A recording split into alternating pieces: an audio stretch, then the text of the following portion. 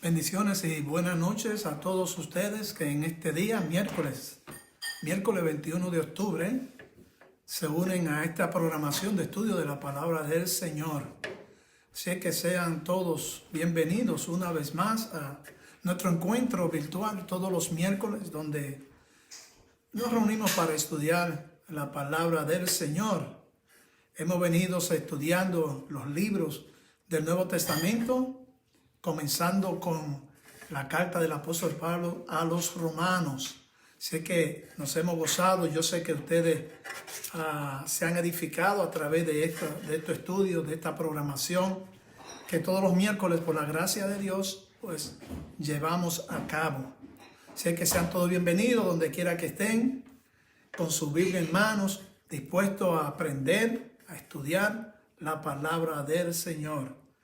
Les invito pues allí donde usted esté a que nos unamos en oración, pidiéndoles al Señor que esté con nosotros desde el principio hasta el fin. Oremos. Nuestro Dios y Padre Celestial, gracias infinitas te damos, porque tú, oh Dios, en este día has demostrado una vez más que tú eres un Dios de amor, de gracia y de misericordia. Nos ha dado un día más de vida y por eso nos gozamos y te damos gracias. Te damos gracias por las bendiciones que tú has derramado sobre cada uno de nosotros. Gracias te damos por el cuidado, por la protección que tú nos has dado en este día, oh Dios. Y por eso nuestros corazones agradecidos vienen delante de tu presencia. Y te decimos, tú eres Dios grande y poderoso, tuya es la gloria, tuya es la honra y tuyo es el poder. Te pido bendición muy especial para cada persona que en esta noche se une a esta programación del estudio de tu palabra. Donde quiera que estén, en sus hogares, en el trabajo, no importa dónde estén. Te pedimos que tu Santo Espíritu esté con ellos en este momento y que tú le ilumine, que tu gracia les rodee de una manera muy especial.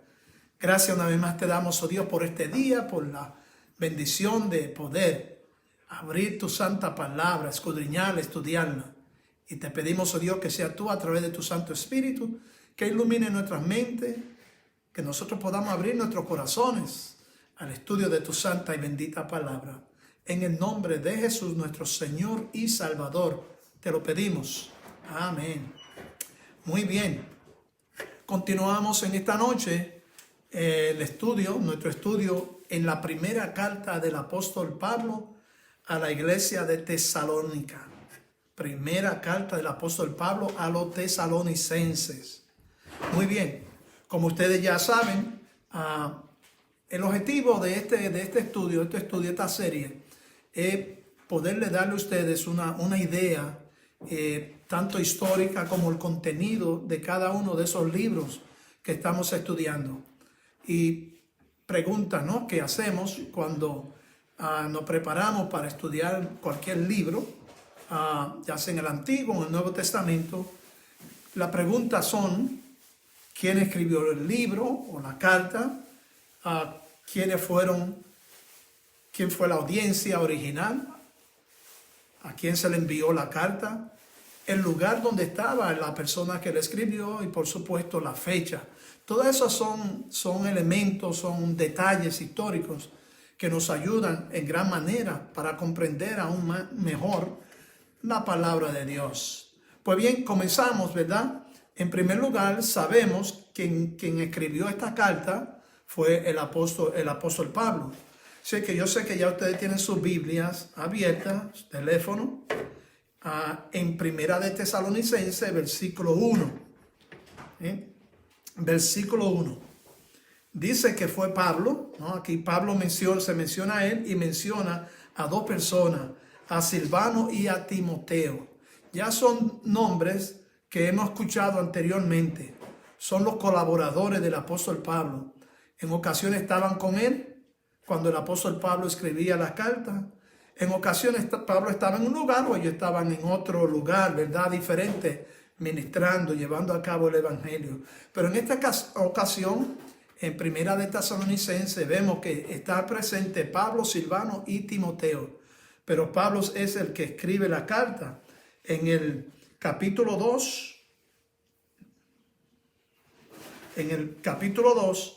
versículo 18, Pablo también, ¿no? Hablándole a la iglesia allí en Tesalónica, dice, por lo cual quisimos ir a vosotros. Yo, Pablo, ciertamente una y otra vez, pero Satanás nos estorbó. O sea que Pablo le está diciendo a los hermanos, las hermanas de Tesalónica, que él ha querido regresar, estar con ellos, pero dice ahí que Satanás se lo estorbó. Por alguna razón Pablo no pudo hacer en una realidad ese deseo de estar una vez más con los hermanos, las hermanas de Tesalónica. Así es que él menciona su nombre allí en esa carta. Así que no hay duda de que Pablo fue el que escribió esta carta. Se cree que esta primera epístola a los tesalonicenses es la primera carta existente del apóstol Pablo. Escuche bien. Pablo escribió 13 libros del Nuevo Testamento, se le atribuyen al apóstol Pablo. Y la primera carta de a los tesalonicenses se cree que fue la primera. Y no solamente eso, se cree que podría ser el libro más antiguo del Nuevo Testamento. Si es el más antiguo, recuerden que aunque las cartas de Pablo aparecen en nuestras Biblias después de los Evangelios, sin embargo, Primera de Tesalonicenses fue escrita antes que los Evangelios, y aunque habían pasado ya unos 20 y tantos años después que Cristo, ¿verdad?, regresó al cielo. Sé que es muy importante ese detalle. ¿Y por qué es bueno saber la fecha? La fecha se coloca entre los años 50 al 51. 50 al 51, Pablo escribió esta carta estando en Corinto durante su segundo viaje misionero. O sea que Pablo, en el segundo viaje misionero de Pablo, él estaba en Corinto, y es allí entonces donde él escribe la primera carta a los tesalonicenses. Tesalónica hoy se conoce como Salónica, era una de las ciudades más pobladas y prósperas del antiguo reino de Macedonia. Y eso se debía a que tenía unas características muy importantes. La ciudad fue construida en el mejor puerto natural del mar Egeo. O sea que tenía las facilidades para tener un puerto allí, ¿no?, cerca de Macedonia. Una ciudad actualmente como cualquier grande ciudad del mundo. Y es interesante notar que en los lugares que hemos hablado y que tuvimos la dicha de visitar el año pasado, como es Filipo, Éfeso, Corintio, lo que queda en esos lugares actualmente es ruina, todo es piedra. Sin embargo, a diferencia de esos lugares que le he mencionado, donde solamente usted va a ver la ruina, en Tesalónica o Salónica encontrará una ciudad cosmopolita, una ciudad pujante, una urbe dinámica. Sé que en ese lugar el apóstol Pablo llegó en los años 50, ¿verdad? Entre los años 50 y 51, el apóstol Pablo escribió esa carta. Después de haber estado en Filipo, recuerden que el apóstol Pablo, cuando tuvo la visión del varón macedonio, cuando Pablo estaba en un lugar llamado Troas, ustedes lo pueden encontrar en el libro de los sellos, los capítulos 15 y 16, le narran de una manera clara el segundo viaje misionero del apóstol Pablo. Y notarán que estando en Troas tuvo la visión del varón macedonio que le decía: pasa a Macedonia y ayúdanos. Y es interesante, lo digo, ¿verdad?, que cuando Pablo llega a Macedonia, en lugar de encontrar un varón, se encuentra con una mujer. Porque es en Filipo donde Pablo se encuentra con Lidia. Y Lidia es uno de los primeros frutos del evangelio del apóstol Pablo allí en Filipo. Entonces, después de haber estado en Filipo, Pablo entonces, junto a Silas, recuerden que estando en Filipo, Pablo y su compañero Silas son puestos en la cárcel por predicar el evangelio. Ustedes conocen la historia, vino el Señor y pues lo libertó, ¿no? A medianoche. Al otro día, después del apóstol Pablo no presentarse de nuevo ante las autoridades que lo habían torturado, castigado indebidamente porque era un ciudadano romano, entonces lo dejaron en libertad y Pablo entonces decide junto a Silas, su compañero, viajar hasta Tesalónica. Y allí Pablo trabajó con su compañero Silas, pero sucedió algo después de un tiempo ministrando, creando, fundando la iglesia de Tesalónica. Vamos a leer en Hechos 17. En Hechos 17 nos da más o menos un resumen, la historia de ese tiempo de Pablo allá en Tesalónica. Vamos a leer en Hechos 17, del 1 al 9. El libro de los Hechos 17, del 1 al 9.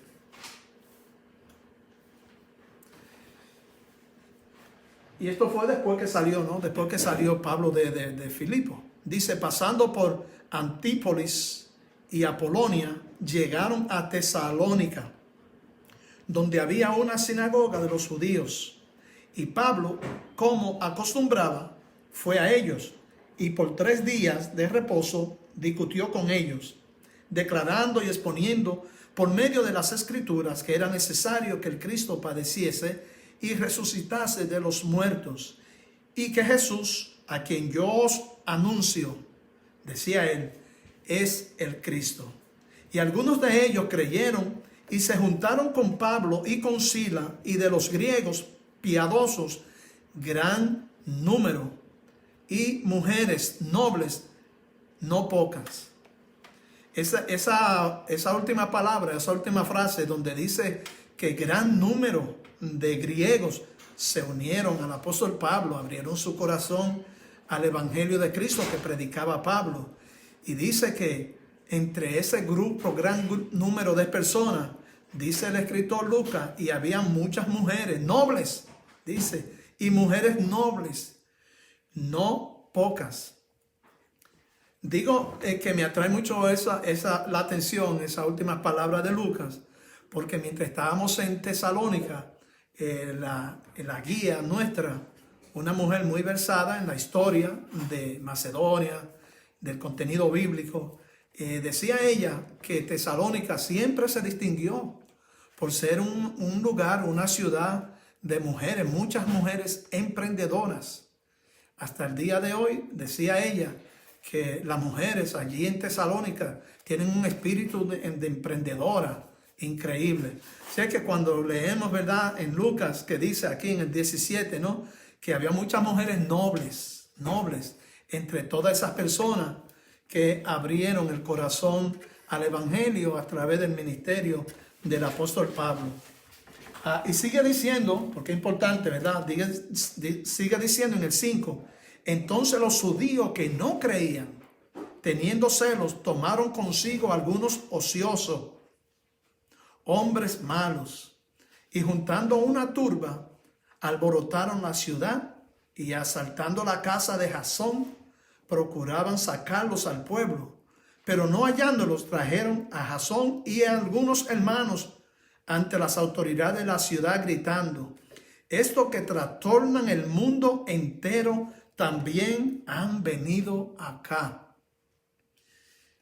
Interesante, ¿no? Esa declaración de aquellos judíos que no creían en el evangelio de Pablo, fueron donde las autoridades, y escucha lo que dice, estos que trastornan el mundo entero también han venido acá. O sea que esos judíos estaban conscientes de la misión del apóstol Pablo, de la obra misionera de Pablo, del alcance que Pablo había tenido hasta ese tiempo, hasta ese entonces.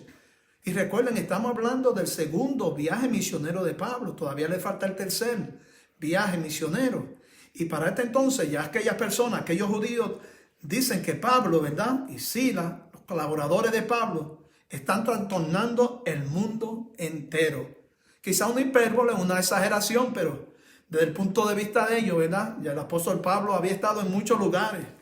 Y dicen, estas personas han venido aquí también. Y entonces en el 7 dice, a los cuales Jasón ha recibido. Y todos estos contravienen los decretos del César diciendo que hay otro rey, Jesús. Un detalle muy importante, la acusación de los judíos al apóstol Pablo y a Silas es que Pablo está predicando diciendo que hay otro judío, otro rey, ¿no? Aparte del César. Y eso entonces pues era un asunto peligroso para las personas que confesaban, ¿no? Y decían que Jesucristo era el rey. Por eso es que se cree que una de las primeras confesiones de la comunidad cristiana, Jesús es Señor, indica eso, ¿no? Que le está diciendo que el Señor mío no es el César, mi Señor es Jesús, que fue crucificado, que resucitó, que ascendió a los cielos y que ha de regresar de nuevo. Sé que los judíos acusaban a Pablo diciendo que Pablo predicaba a otro rey que no era el César. Y entonces, si seguimos leyendo, ¿verdad? Dice, y alborotaron al pueblo y a las autoridades de la ciudad, oyendo estas cosas, pero tenida fianza de Jasón y de los demás, lo soltaron. E inmediatamente los hermanos enviaron de noche a Pablo y a Silas hasta Berea. Y ellos, habiendo llegado, entraron en la sinagoga de los judíos. O sea que después de formar aquel tumulto y plantear aquella acusación contra Pablo ante las autoridades romanas, los hermanos decidieron sacar a Pablo de noche. Entonces Pablo llegó a Berea. Y cuando los judíos supieron que Pablo estaba en Berea, le siguieron también, lo persiguieron para que Pablo se fuera de aquella región. Entonces Pablo sale de Berea y se va a Atenas. Y de Atenas entonces llega a Corinto. Y estando en Corinto, ¿verdad? Es que escribe la carta a los tesalonicenses. Tenemos también, cuando estudiamos estos libros, saber cuál fue la ocasión, qué motivó al apóstol Pablo a escribir esta carta. Pablo escribe la carta a primera de Tesalonicenses porque Timoteo llegó a Corintios y le informó al apóstol Pablo acerca de los hermanos allá en Tesalónica. Porque ¿qué pasó? Que cuando Pablo salió de Tesalónica, la persecución continuó. Los judíos que no aceptaban el evangelio, celosos por su religión, pues continuaron la persecución. Y Timoteo entonces le reporta al apóstol Pablo que a pesar de la persecución, aquellos creyentes continuaban firmes en la fe. O sea que la persecución, en lugar de hacerlos más débiles, lo hacía más fuerte. Porque dice que la influencia de la fe de los tesalonicenses, su servicio abnegado a la obra del Señor, se había extendido a otras ciudades. Otra gente, otras comunidades de creyentes en otros lugares habían escuchado acerca del testimonio de fe, de perseverancia de los hermanos y las hermanas allá en Tesalónica. Y eso lo encontramos en el Hechos 18. Hechos 18. Vamos a ver. 18:5. En Hechos 18. Dice, y cuando Silas y Timoteo vinieron de Macedonia, Pablo estaba entregado por completo a la predicación de la palabra, testificando a los judíos que Jesús era el Cristo. O sea que aquí dice, ¿verdad? En Hechos, que Timoteo y Silas llegaron allá a Corinto, donde estaba el apóstol Pablo trabajando de lleno, entregado por completo a la enseñanza, a la proclamación del evangelio. Ahora bien, si es que sabemos que el apóstol Pablo escribe la carta porque recibe reporte de Timoteo y de Silas acerca de la iglesia allá en Tesalónica. Y le dicen, los hermanos, las hermanas han permanecido fieles al Señor en medio de la persecución. Entonces, ¿qué notamos? Que a diferencia de muchas de las otras cartas del apóstol Pablo, Primera de Tesalonicenses no contiene reprimendas de importancia, sino que brinda alabanza a Dios por el testimonio fiel de esas comunidades creyentes allá en Tesalónica. Sé que cuando leamos en el primer capítulo de Tesalonicenses, ¿verdad? Primera de Tesalonicenses, vamos a ver cómo Pablo le da gracias a Dios por el testimonio de los hermanos y las hermanas allá en Tesalónica. Así es que en esta carta no vamos a encontrar a Pablo no corrigiendo algún error, como lo vimos, ¿verdad? En las cartas anteriores. Por ejemplo, Colosenses, estudiamos, ¿verdad?, que había una herejía que se estaba infiltrando dentro de la comunidad de creyentes allá en Colosas. Entonces Pablo tiene que tratar ese asunto. Así que en esta carta a los tesalonicenses lo que vamos a encontrar es a un apóstol, a un siervo del Señor, a un misionero, dándole gracias a Dios porque el trabajo no había sido en vano. Dándole gracias a Dios por el ejemplo de fe y de servicio de esa comunidad de creyentes allá en Tesalónica. Ahora bien, también cuando estudiamos la historia de esta iglesia allá en Tesalónica, tenemos que ver que los tesalonicenses fueron algunos de los primeros europeos en aceptar el evangelio. Es que cuando hablamos de Grecia, recuerden, Pablo está en el otro lado, todavía está en Asia. Y cuando entra a Macedonia, ya está en Grecia. Así es que los primer fruto, ¿no?, del evangelio allá en Grecia, en Europa, fueron los hermanos, las hermanas allá en Tesalónica. Y como resultado de ser de los primeros, también ellos tuvieron que enfrentar persecución de parte de los judíos, celosos de su religión, y también, por supuesto, gente del Imperio Romano. Los tesalonicenses no solamente, ¿verdad?, estaban pasando por persecución, sino que tenían algunas preguntas también. Y las preguntas que tenían eran en relación a lo que en el griego se llama la parusía, a saber, la segunda venida de Cristo. Y por lo tanto, en la carta a los tesalonicenses, Pablo escribió palabras de aliento, por un lado, y fortaleza a los hermanos a continuar fiel y firme en el Señor en medio de la persecución, pero también Pablo responde, pondera la doctrina de la segunda venida de Cristo. En los escritos del apóstol Pablo, en esos 13 libros que le mencioné, en Primera de Tesalonicenses, el apóstol Pablo nos da un cuadro de la doctrina fundamental de la fe cristiana, que es la segunda venida de Cristo. Así que más luego vamos a ver algunos versículos, y en esos versículos vamos a tratar esa doctrina tan esencial para la fe cristiana. Así que ya hemos abordado esa parte, ¿no?, histórica, esos detalles históricos que nos ayudan a nosotros a comprender aún más las cartas, las epístolas, el libro que estamos estudiando. Como de costumbre, me gusta darle algunos textos clave.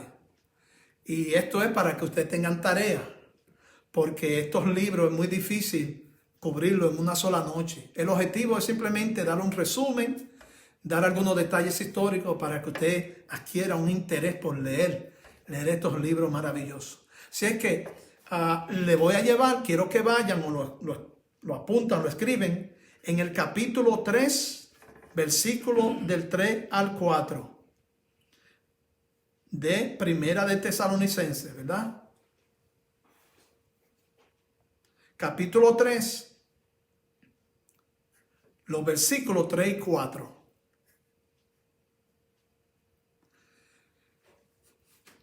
Es importante recordar, y por eso es que siempre, como le dije anteriormente, cuando se escribe la carta, y recuerden ese detalle, esta es la primera carta que escribe el apóstol Pablo. Así que en su primera carta vamos a ver ya que el apóstol Pablo va a hablar acerca de la ética cristiana, lo que significa seguir a Cristo, lo que Dios espera, ¿verdad?, de su pueblo. Pero Pablo en esta carta no va a ser, ¿verdad?, de una manera exhaustiva, no va a profundizar en esos temas doctrinales como cuando uno lee en Romanos o Efesios o Colosenses. Aquí más bien Pablo va a dar algunos consejos prácticos, va a hablar acerca de la conducta cristiana. En fin, nos vas a dar algunos detalles muy importantes para la vida cristiana. En el capítulo 3 y los versículos 3 y 4 vamos a ver que el apóstol Pablo, en un detalle muy importante, dice, Primera de Tesalonicenses 3 y 4, a fin de que nadie se inquiete por estas tribulaciones.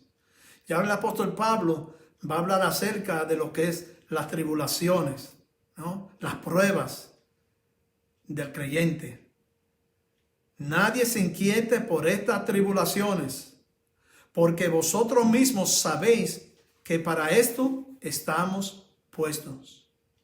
Ya Pablo aquí comienza a decirle a la iglesia del primer siglo y a nosotros que ser creyente, ser seguidor de Jesucristo implica que vamos a experimentar persecuciones y tribulaciones. Pablo dice, para esto estamos puestos. Así que no nos debemos sorprender si nos vemos, ¿verdad?, en medio o somos objeto de persecución o que experimentemos tribulaciones. En el 4 dice, porque también estando con vosotros, os predecimos que íbamos a pasar tribulaciones, como ha acontecido y sabéis.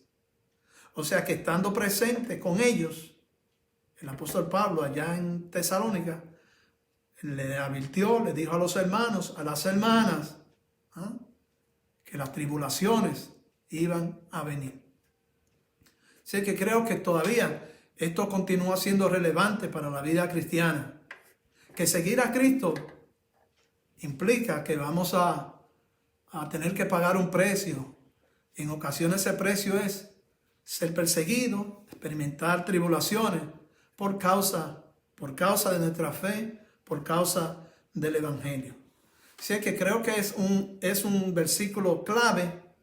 Recuerden, el apóstol Pablo, cuando escribe, sabe que los hermanos están experimentando persecución. Timoteo y Silas le dijeron a Pablo lo que estaba sucediendo allá. El apóstol Pablo quiere refrescarle en la mente y decirles, recuerden que cuando estuve allá, les dije que era necesario que estas cosas acontecieran.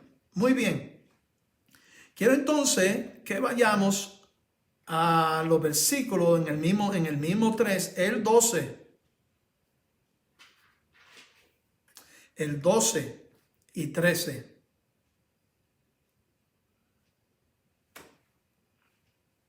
12 y 13 dice, y el Señor os haga crecer, abundar en amor unos para con otros y para con todos, como también lo hacemos nosotros para con vosotros, para que sean afirmados vuestros corazones, irreprensibles en santidad delante de Dios nuestro Padre, en la venida de nuestro Señor Jesucristo, con todos sus santos. Aquí el apóstol Pablo, ¿qué le dice el apóstol Pablo? Que el Señor les haga que crecer y abundar cada día más en amor los unos hacia los otros. Y es una enseñanza que vamos a ver y que vemos en todas las cartas, ¿verdad? Podemos decir casi en todas las cartas del apóstol Pablo, donde el apóstol Pablo exhorta a la comunidad de fe a crecer en amor los unos con los otros, porque somos una comunidad de fe, porque el amor de Dios ha sido derramado en cada uno de nosotros. Ese amor debe crecer cada día más y más. Sé que Pablo puso un empeño en que los cristianos, los creyentes de su tiempo y de todos los tiempos, le pidamos al Señor que podamos crecer cada día más y más en amor los unos hacia los otros y para con todos. El 13, el apóstol dice, para que sean afirmados que vuestros corazones, sus corazones sean ¿qué? Afirmados en la sana doctrina, en el Señor. Entonces, dice, irreprensible en santidad. Ese concepto, ese tema de santidad, el apóstol Pablo lo va a tratar también en esta carta que él envía a los tesalonicenses. Así que el asunto de la santidad, la ética, el caminar del creyente, también está incluido aquí en esta carta. El apóstol Pablo va a tomar tiempo para hablar de lo que Dios espera, ¿verdad? Que seamos irreprensibles en santidad delante de nuestro Dios.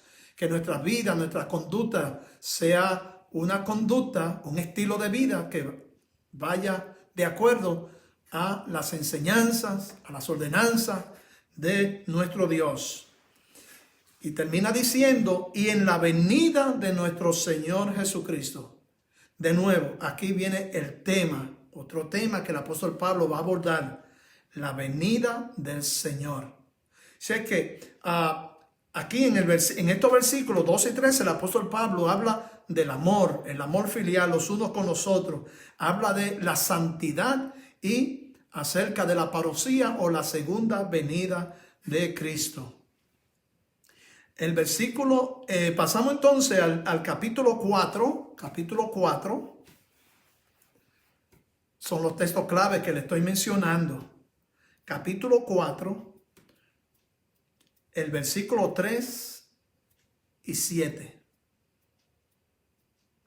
Dice aquí el apóstol, versículo 3 del capítulo 4. Pues la voluntad de Dios es vuestra santificación. La voluntad de Dios para su pueblo es la santificación. Y aquí entonces Pablo va a hablar acerca de la vida que le agrada a Dios, la vida santa delante de Dios. Y en el versículo, vamos a ver, 7 dice, pues no nos ha llamado Dios a inmundicia, sino a santificación. Ahí tenemos entonces el propósito de Dios y el llamado de Dios. El propósito de Dios es que su pueblo sea santo. Lo mismo pedía el Señor allá en el Antiguo Testamento, ¿no? De su pueblo. Y en la nueva economía del Nuevo Testamento, en la iglesia de Jesucristo, Dios espera lo mismo, ¿no? Que Dios no nos ha llamado a inmundicia. Y recuerden que Pablo está en territorio griego. Y los griegos eran muy dados a esos placeres y a ese estilo de vida, ¿no? Lo vimos en Corintios, lo vimos en Efesios. En todas esas cartas del apóstol Pablo que hemos leído hasta ahora, vamos a ver a una cultura griega muy dada a la lascivia, a la inmundicia, a la iniquidad. El apóstol Pablo entonces tiene que recordarle una vez más a esos griegos cristianos, ¿no? que hemos sido llamados, ¿verdad? No a una vida de inmundicia, sino de santidad. Muy bien. Capítulo 4, ahí mismo en el 4, en el 13, el apóstol Pablo habla acerca de la segunda venida del Señor. Un pasaje de vital importancia para la fe cristiana, para nosotros los creyentes. En tantas ocasiones, como dijimos el domingo, el Salmo 23, ese salmo que usamos para esos momentos cuando tenemos que decirle adiós a seres queridos, ¿no? Y por supuesto, en Primera de Tesalonicenses, el apóstol Pablo alude a ese tema de la venida de nuestro Señor Jesucristo. Y allí se encierran en una verdad, una esperanza maravillosa. Porque recuerden, los hermanos y las hermanas de Tesalónica tenían preguntas acerca de la segunda venida de Cristo. ¿Qué sucedía con nuestros hermanos y hermanas cuando pasan a la eternidad? Y el apóstol Pablo entonces toma un tiempo para hablar de la doctrina de la segunda venida de Cristo, y también habla, por supuesto, de la resurrección. Son elementos fundamentales en la fe cristiana, ¿no? La muerte, resurrección de nuestro Señor Jesucristo y, por supuesto, su segunda venida a la tierra.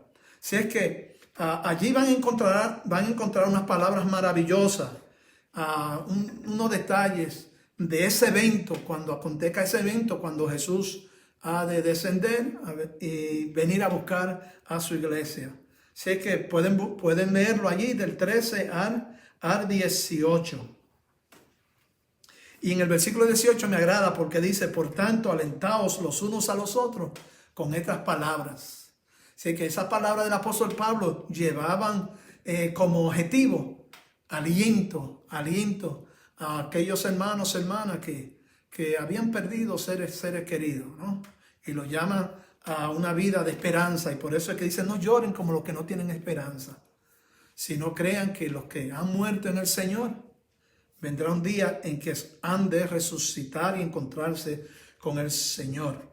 Muy bien, son versículos clave, esos versículos que yo le he dado hasta ahora. Usted lee esos versículos antes de leer el libro, antes de estudiarlo. Usted lee esos versículos que yo le he dado y ya van a tener una idea fundamental de el tema, ¿no? La materia de este libro de Primera de Tesalonicenses. Pero quiero llevarle al capítulo 5. En el capítulo 5 vamos a encontrar 8 exhortaciones que el apóstol Pablo le hace a esta iglesia. O sea, una cosa es corregir, como lo hace con otra iglesia, como en el caso de Corinto o con Colosenses. Y otra cosa es exhortar a la iglesia. Y lo que Pablo quiere hacer es ayudar a que esa comunidad de creyentes allá en Tesalónica crezcan más y más en el Señor, en su relación con el Señor, en su relación los unos con los otros. Entonces está hablando de esa ética, tanto vertical como horizontal, hacia Dios y hacia nuestro prójimo. Vamos a ver, en el capítulo 5, en los versículos del 15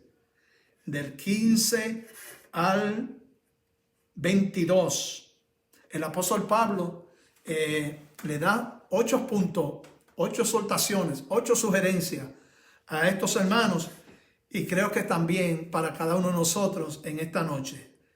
Primero, en el 15 dice: mirad que ninguno pague a otro mal por mal, antes seguir siempre lo bueno, unos para con otros y para con todos. Unos a otros y para con todos. Es la segunda vez que el apóstol Pablo habla de unos a otros y para con todos, ¿no? Y creo que el uno para con otros se refiere a la comunidad de la iglesia, a los creyentes, y para con otros a los que están fuera. O sea que el mandato no es solamente tener una ética, ¿verdad?, a la par con lo que Dios espera de nosotros, ¿no? Una moral que esté al nivel que Dios espera, los unos con los otros, creyentes hacia creyentes, sino creyentes hacia los que están fuera de la iglesia. En el 16, está siempre gozoso. Todavía van a pasar un tiempo, unos años antes que Pablo le escriba a los filipenses. Recuerden, esa es la carta del gozo. Pero ya desde ahora, ya de Tesalonicenses, ¿verdad?, el apóstol Pablo, ¿qué dice? Está siempre gozoso. Era algo ya que venía, ¿no? Que era parte de la vida integral del apóstol Pablo. El gozo era fundamental. El 17 es el segundo versículo de la Biblia más corto. Es el segundo más corto. Porque el primero está en los evangelios que dice, ¿no? Jesús lloró. Jesús lloró. Y este tiene 3 palabras. Orad sin cesar. En mi iglesia donde me crié, había un letrero que decía, así bien, letra bien grande, orad sin cesar. Recordando la exhortación del apóstol Pablo. Pero por supuesto, Pablo, ¿verdad?, adquiere ese conocimiento del Señor Jesús que nos mandó, ¿verdad? Mandó a sus seguidores a estar constantemente en la oración. El versículo 18, da gracia en todo. Da gracia en todos. Y eso lo vamos a ver el apóstol Pablo hablando acerca de hay que darle gracia a Dios en todos. Ya desde 1 Tesalonicenses el apóstol Pablo comienza a decirle a la iglesia, hay que darle gracia a Dios en todo. En todo. En lo que nos está sucediendo ahora, en lo que nos pueda suceder mañana. Hay que darle gracia a Dios en todo. Porque esta es que la voluntad de Dios para con vosotros en Cristo Jesús. Así que la voluntad de Dios, segundo dice Pablo, en primer lugar, la santificación. Segundo lugar, que le demos gracia en todas las cosas. Porque en todas las cosas Pablo está obrando. Así que cuando Pablo le dice allá en Romanos 8, ¿verdad? Para que los que aman a Dios, todas las cosas ayudan a bien. Ya Pablo viene trabajando ese concepto de vivir una vida de agradecimiento, de gratitud a Dios. Porque hay veces cosas que no comprendemos. Dios está obrando, Dios está actuando. ¿Y qué Dios quiere que hagamos en medio de la crisis, en medio de la persecución, en medio del dolor? Que demos gracias a Dios, porque es la voluntad de Dios. 19, que no apaguemos el espíritu. Es importante, ¿no?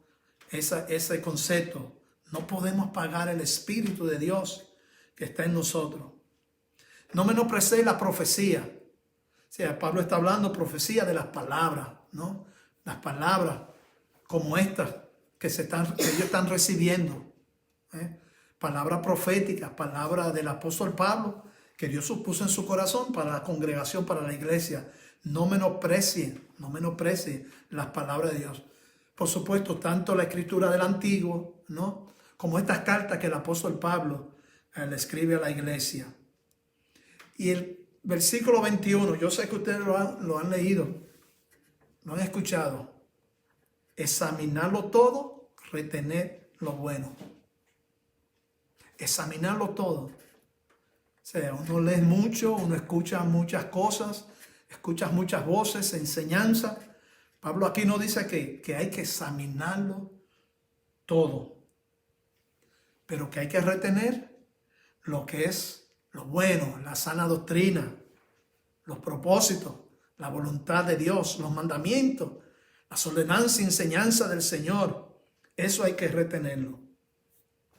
Por supuesto, dice en el 22, absteneos de toda especie de mal. Y ya leímos anteriormente, ¿verdad?, donde el apóstol Pablo, en uno de esos versículos clave, donde habla de la santificación, ¿verdad?, el apóstol Pablo, al final de esta carta, antes de dar los últimos saludos, quiere amonestar a la iglesia a que se abstengan de toda especie de mal. Siempre trabajando, luchando para la santificación.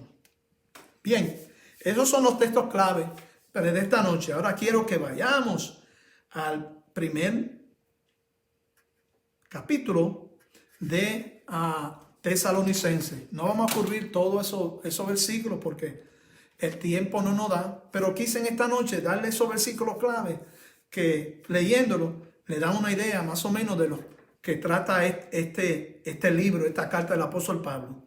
Vamos a leerlo así rapidito. Dice, en primer lugar, Pablo, Silvano, Timoteo, a la iglesia de los tesalonicenses, en Dios Padre y en el Señor Jesucristo. Gracia y paz sean a vosotros, de Dios nuestro Padre y del Señor Jesucristo.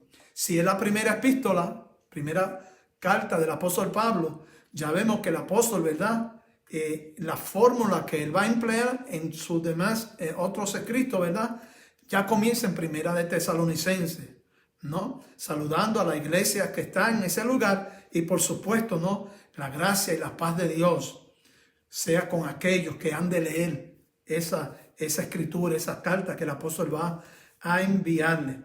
Y noten ustedes, aquí todavía el apóstol Pablo no usa ningún calificativo, ¿no? para describirse a él como siervo o como apóstol, mucho menos como apóstol. Esa palabra no está presente en la primera carta que el apóstol Pablo escribió. Sé que eso no deja notar que en las otras cartas, cuando el apóstol Pablo comienza a emplear, ¿no?, esos calificativos, esos adjetivos, es porque lo hace con una intención, como hemos explicado anteriormente. Cuando usa la palabra apóstol, comenzó a usarla porque algunas personas cuestionaban su apostolado. Dice en el 2, le seguimos leyendo, damos siempre gracias a Dios por todos vosotros, haciendo memoria de vosotros en nuestras oraciones. Sé que, de nuevo, el apóstol Pablo le da gracias a Dios por esa comunidad ya en Tesalónica que han sido fieles a Dios. En sus oraciones se acuerda de cada uno de ellos.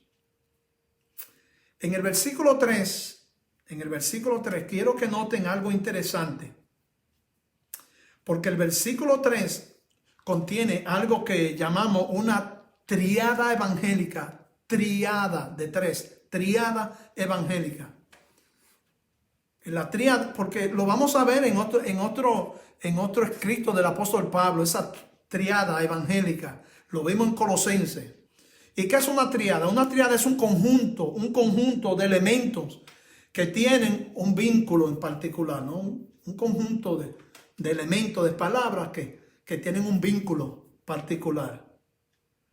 Y esa triada evangélica la encontramos aquí en el versículo 3. Vamos a ver cuáles son. Acordándonos sin cesar delante de Dios y Padre nuestro de la obra de vuestra fe. Sé que el primer elemento de esa triada es la fe. Y Pablo describe como la obra de vuestra fe.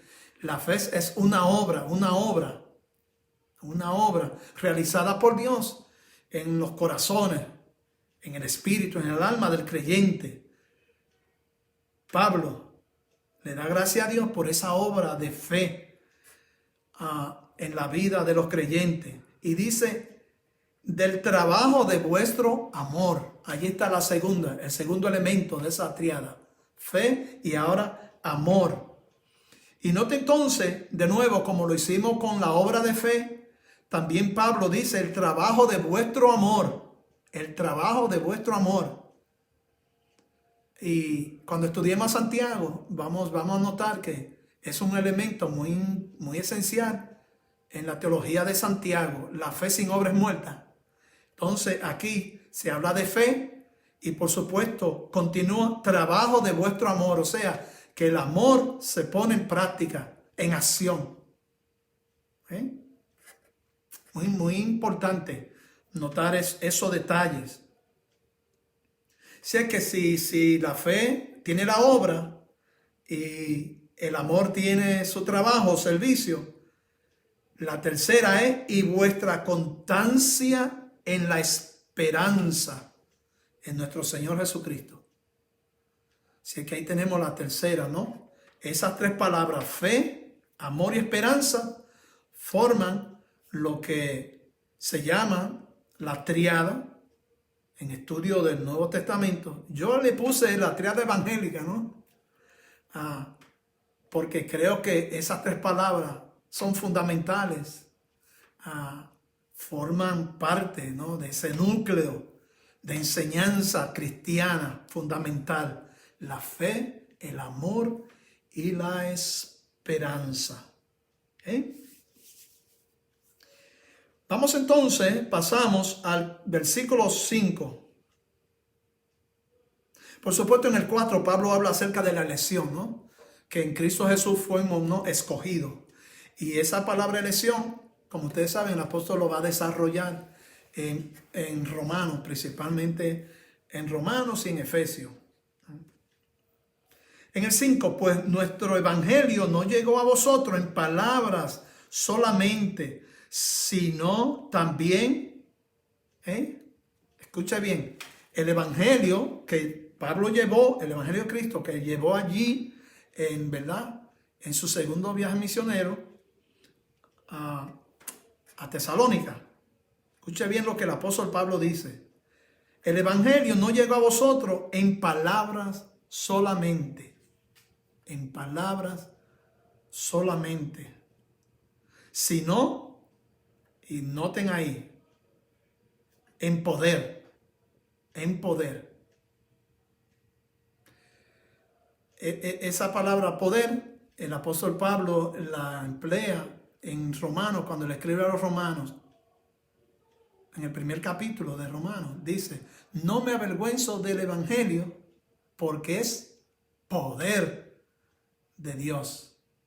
Si es que donde entra el evangelio, ¿verdad? Allí entra ¿qué? El poder de Dios. Y Pablo dice, mi evangelio no solamente, yo en palabras solamente, o sea, en la proclamación, ¿verdad? El querigma, en la proclamación del evangelio, sino en demostración de ese poder, sanidad, milagros, maravillas, prodigios. Si es que el evangelio que nosotros predicamos, igual que lo hizo el apóstol Pablo, allí en el primer siglo en Tesalónica, es el mismo evangelio que predicamos hoy. No solamente el evangelio es palabra, sino es demostración, es poder de Dios. En el Espíritu Santo, o sea que el evangelio, ¿verdad? Que Pablo llevó allá, de Cristo que llevó allá a Tesalónica, no solamente, ¿verdad? Era seguido por las manifestaciones visibles del poder de Dios, sino que en el mismo Espíritu Santo confirmando esas palabras en los corazones. Porque el Espíritu de Dios es el que crea la fe, ¿no? Que el hombre, la mujer abra su corazón al evangelio. Y escucha bien, y en plena certidumbre.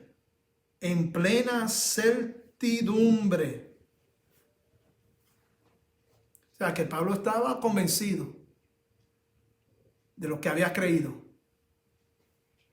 Y dice aquí, ¿verdad? En plena certidumbre, como bien sabéis, cuáles fuimos entre vosotros por amor de vosotros. O sea, que Pablo estaba firme en su doctrina. El evangelio que Pablo predicaba no tenía espacio para especulación.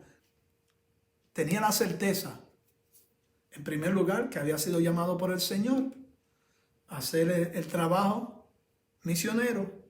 Y número dos, que las palabras que llevaba por todos los lugares era la palabra de Dios, era el mensaje, el evangelio de Jesucristo. En el 6, y vosotros vinisteis a ser ¿qué? Imitadores de nosotros y del Señor. Imitadores. O sea que la gente, las comunidades creyentes ahí en Tesalónica vieron el testimonio de Pablo y de Silas y de Timoteo. ¿Y qué hicieron? Dicen, vosotros vinisteis a ser ¿qué? Imitadores de nosotros y del Señor. Imitadores. Y Pablo va a usar ese concepto, esa enseñanza en otros lugares. Lo apunta en Primera de Corintios 11:1. Primera de Corintios 11:1 y Filipenses 3:17. Pablo emplea las mismas palabras, el mismo concepto, un llamado a los santos, hermanos y hermanas de esas congregaciones a imitar la vida, el testimonio del apóstol Pablo. Y resulta muy, muy lógico que Pablo dice, ¿no? Imitadores, ¿no? De nosotros y del Señor. O sea, que en la medida en que nosotros vemos cómo los hermanos, las hermanas se conducen en el Señor, ¿verdad? Siguiendo el ejemplo de nuestro Señor Jesucristo, ¿verdad? Estamos llamados a imitar esas conductas, ese estilo de vida, ese caminar, esa obediencia a Dios, esa entrega al Señor. Eso es digno de ser imitado. O sea que Pablo lo dice aquí en su primera carta y lo va a repetir también en Corintios, 1 Corintios 11 y en Filipenses 3:17. No solamente a imitar a Pablo, sino que Pablo incluye a sus colaboradores y por supuesto al Señor. Vamos a ver en el 7. Aquí es donde Pablo va a hablar entonces acerca del ejemplo, el testimonio de esta iglesia. Cuando yo comencé a leer las cartas del apóstol Pablo, a estudiar el Nuevo Testamento, siempre me llamó mucho la atención esta carta del apóstol Pablo. Y siempre me dije a mí mismo, ¿verdad? Pablo dice, sé imitadores de mí, como yo del Señor.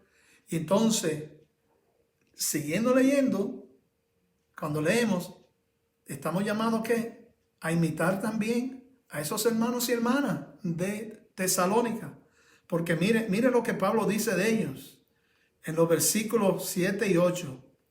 De tal manera que habéis sido ejemplo a todos los de Macedonia y de Acaya que han creído.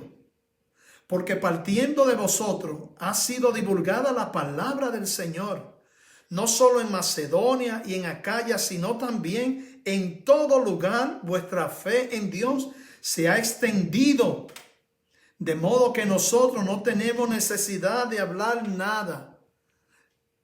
Noten esas últimas palabras del apóstol Pablo. No tenemos necesidad de hablar nada, porque ya su testimonio, su ejemplo hablan de por sí mismo.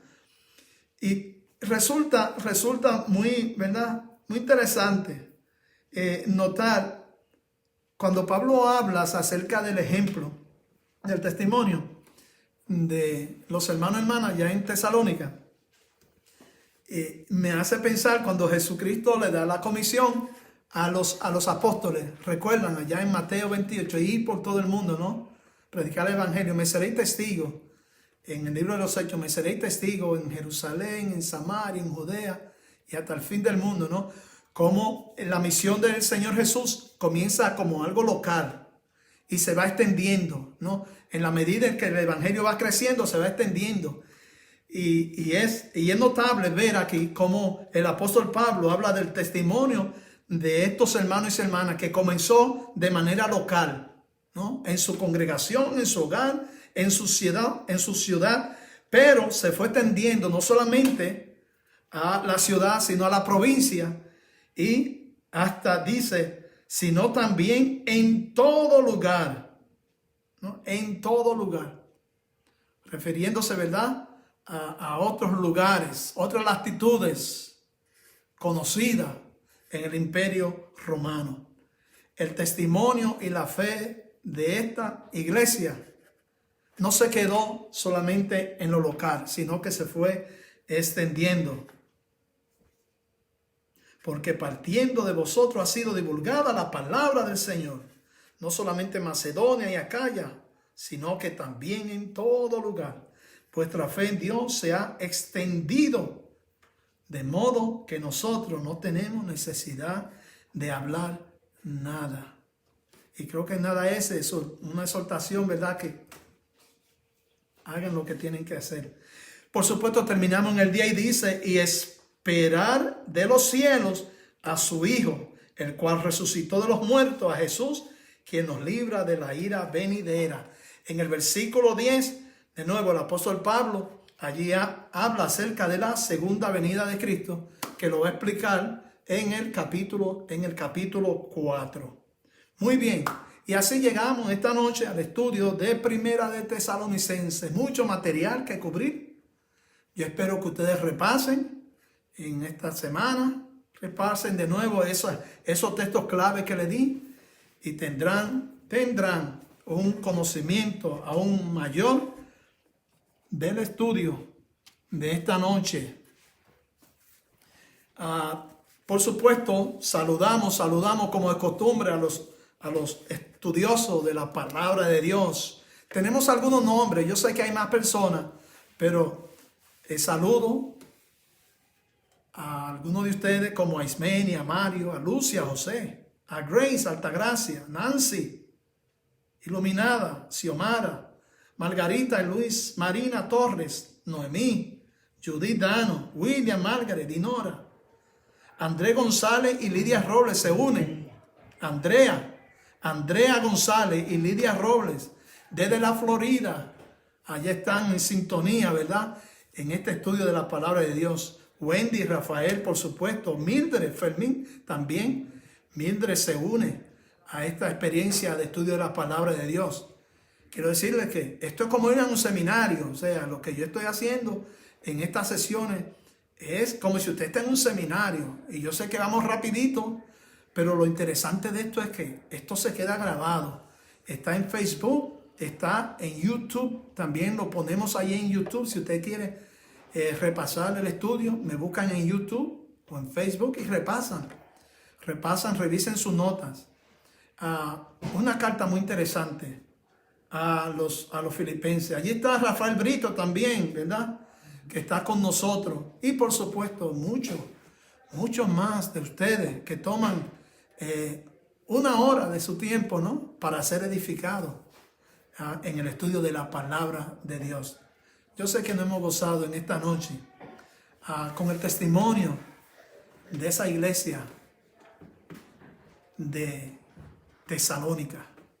Si tienen algún momento, ¿verdad? Si Dios les permite, es una vueltecita por esa ciudad.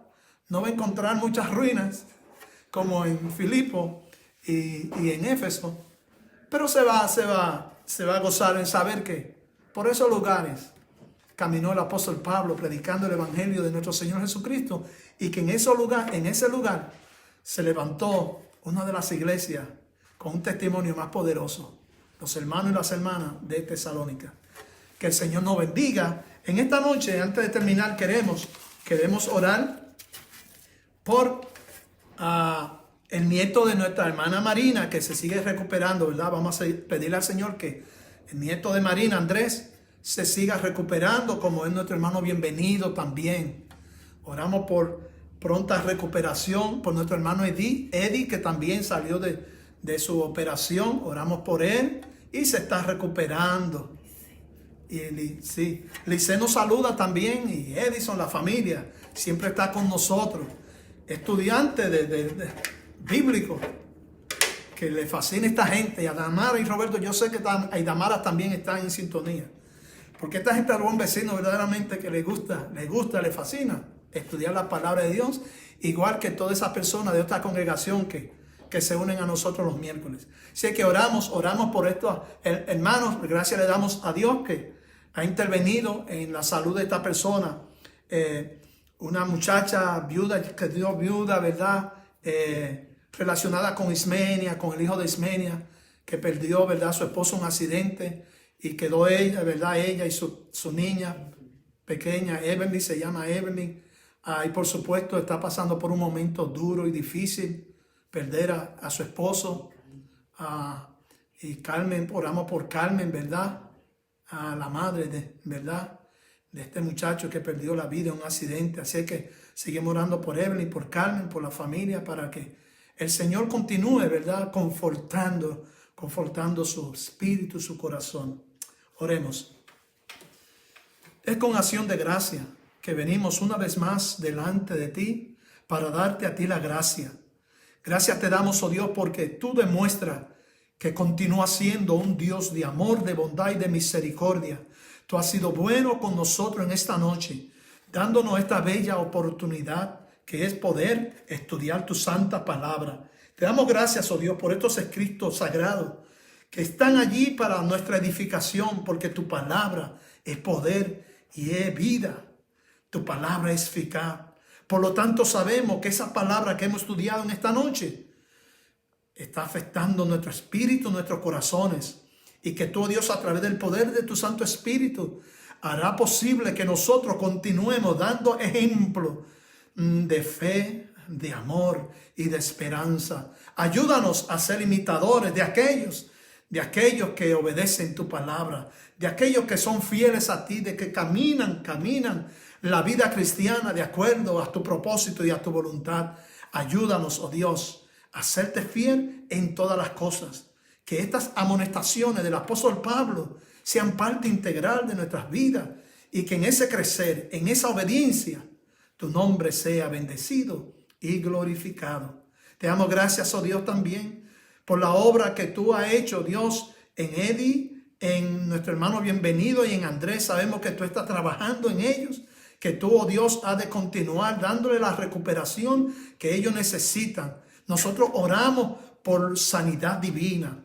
Oramos sabiendo, Señor, que tú estarías en control de su vida, que tú, oh Dios, tendrías en tus manos las manos del personal médico. Y nosotros te damos gracias porque tú interveniste en la vida de nuestros hermanos y se están recuperando.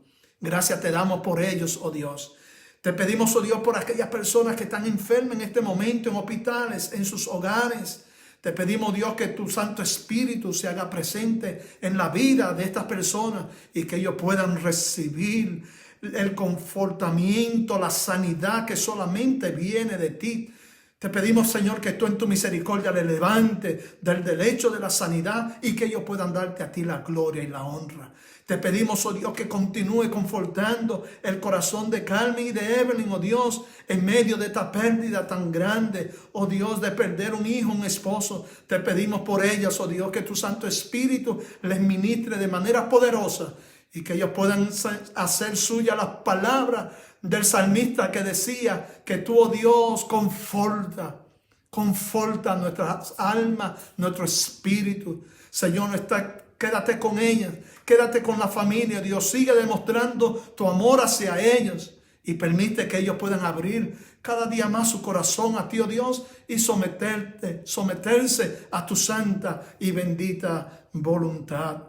Gracias te damos, oh Dios, por todas estas personas por las cuales hemos orado. Sabemos, oh Dios, que tú estás en control de cada una de sus vidas. Te pedimos, oh Dios, que continúe supliendo necesidades económicas, materiales, Padre Celestial, porque si tú cuidas de las aves, sabemos que tú cuidarás de todos aquellas que se atreven a poner su confianza plena en ti. Bendice, oh Dios, de manera muy especial a cada persona que en esta noche se ha unido a esta programación. Escucha sus oraciones, contesta sus peticiones, oh Dios, y sobre todas las cosas permite, Padre Celestial, que en la medida en que vemos cómo tú actúas de manera especial y positiva y maravillosa en nuestras vidas, en esa misma medida nosotros, oh Dios, demos testimonio de que verdaderamente tú eres nuestro Dios, que verdaderamente el sol de justicia ha nacido en nuestros corazones, que seamos ejemplo de fe, de amor y de esperanza a aquellos que están a nuestro alrededor, y que tu nombre sea engrandecido y glorificado a través del testimonio de tu pueblo, donde quiera que estemos. Y te lo pedimos en el nombre de nuestro Señor y Salvador Jesucristo. Amén y amén. Bendiciones, pueblo de Dios. Le invitamos, como siempre, el domingo. Continuamos esa serie del Salmo 23. Solamente le di la mitad. Así es que en los versículos que nos restan, 4, 5 y 6, vamos a encontrar cosas maravillosas. Así es que nos damos cita para la adoración este domingo a las 12 de la tarde. Que la paz de Dios sea con todos ustedes. Que tengan un feliz descanso. Todo para la gloria y honra de nuestro Señor. Bendiciones.